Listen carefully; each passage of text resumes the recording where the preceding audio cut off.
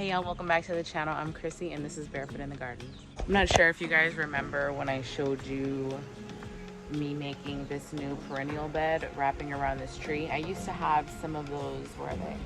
Those old, they were just like some logs that we had left over from some trees we cut down. I had initially wrapped this entire area all the way to about there with those logs, but I've had a change of heart. The dogs like to mess around in this bed and they've kind of like misplaced all the soil that was here, misplaced the logs that I had shaping everything. So I decided to redo this little area, and I just want to take you guys along today to show you what I'm going to be doing.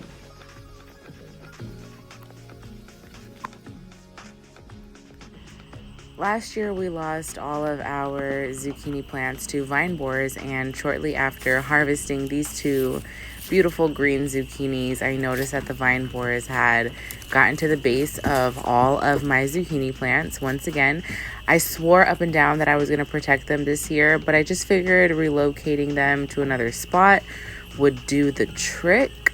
But I guess I'm going to have to come with a better plan than that next season, and I'm gonna do these again in the fall. So yeah, we just got two this year.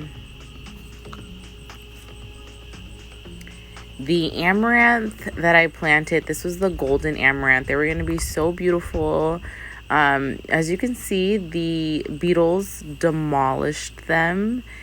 I think these were the Japanese beetles. I have a clip close to the end of the video, so if you stick around to the end of the video, I can show you what's attacking the amaranth. They have not started messing with these bottle gourd vines. These vines are really taking off. The flowers are so beautiful, but the beetles, they don't like them. So I'm very thankful for that, because these vines are just, these are like the highlight of the season for me right now.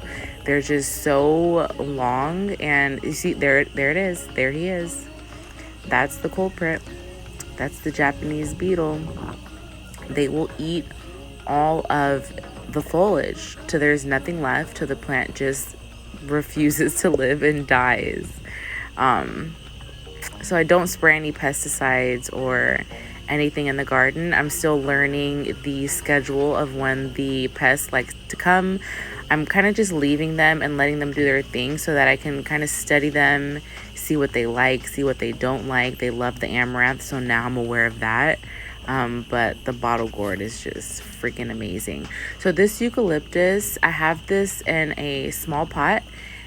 She doesn't seem to be thriving to me. So if you guys know of any natural fertilizers that I can give this baby blue eucalyptus, I'd really appreciate that. Just drop it down in the comment section. These were originally two different beds, but I figure it would be a better vibe with it being kind of like just one extended perennial bed. Right now the zinnias are in here, but the goal is to eventually have this all established with perennials, so that every single year I have what I want, and then I could come in and fill in space with some annuals. So like I said, it starts over here.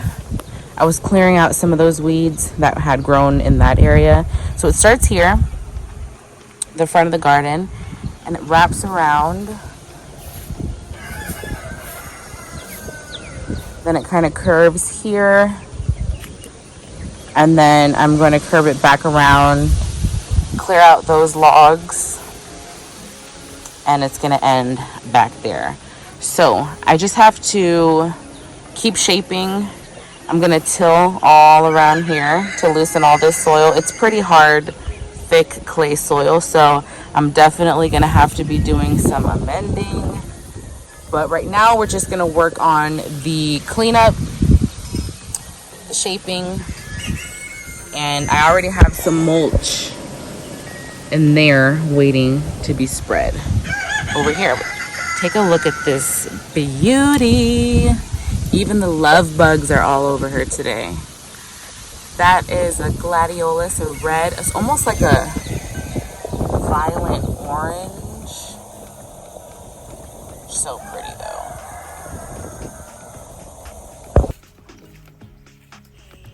I never knew that I needed these collapsible garden bags until I got one.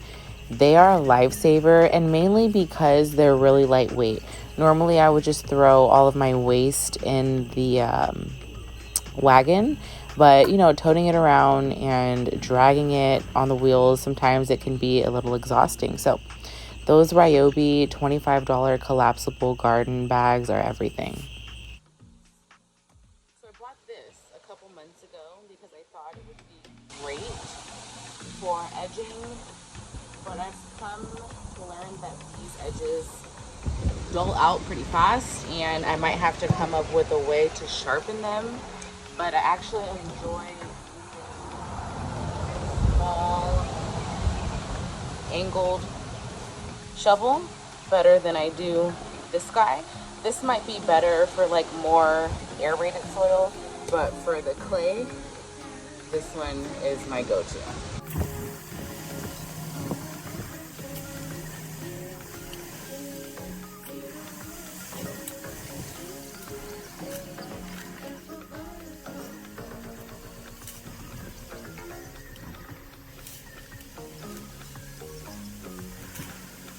We have a little bit of progress. The border is coming together. I reshaped it a little bit, give it a little bit of a smoother curve.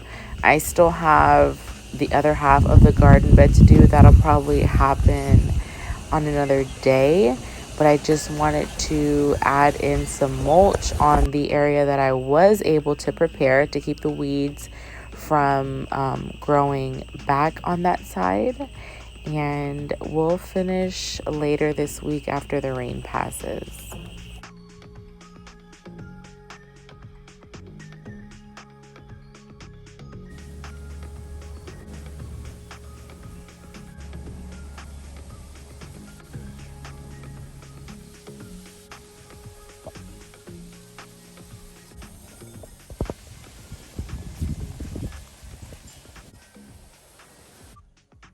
All right, so I got about a quarter of the bed mulched. The mulch is looking really brown. This is the mulch that I buy from the city by the truckload. It's a lot cheaper that way. If you guys haven't looked into that yet and are still buying bagged mulch, I recommend that you look into what your city can offer you as far as mulch options, because in most cities they have pretty good options. Thanks for spending a little bit of time with me today, guys. Until next time, keep living life, keep growing your own food, and grand rising to all.